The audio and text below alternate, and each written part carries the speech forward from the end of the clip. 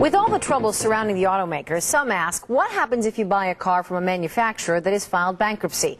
And what happens if the car turns out to be a lemon? Well, we spoke to a local woman who's been dealing with that exact issue. Her Chrysler minivan is a lemon. Maureen Ruggieri needs a special vehicle to be able to get around.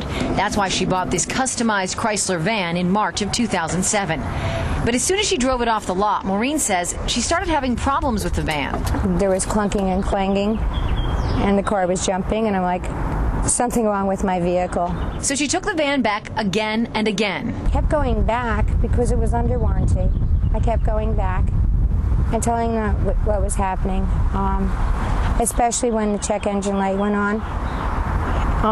Each time there was a serious problem. After months of back and forth with Chrysler and still no fix for her car, Maureen filed a lemon law case. With the economy and all the plants starting to shut down, I realized that there wasn't going to be a fix before I was eligible to call lemon law. Chrysler promised to buy the defective van back from Maureen. Maureen says she was then going to take the money from Chrysler and buy a new car.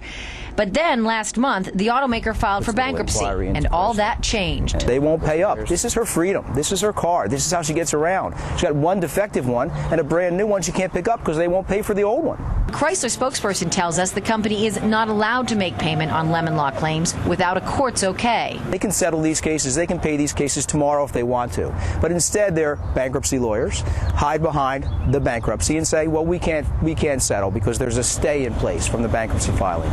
It's not true.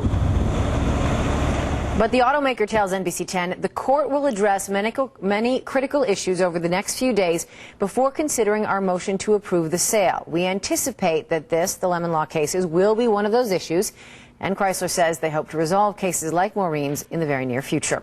So what do you do if you have a lemon on your hands? Well, lemon law attorney Bob Silverman recommends getting everything in writing, including repair orders. He says to be assertive and make sure your complaints are understood and well documented. And when all else fails, seek legal help. Also,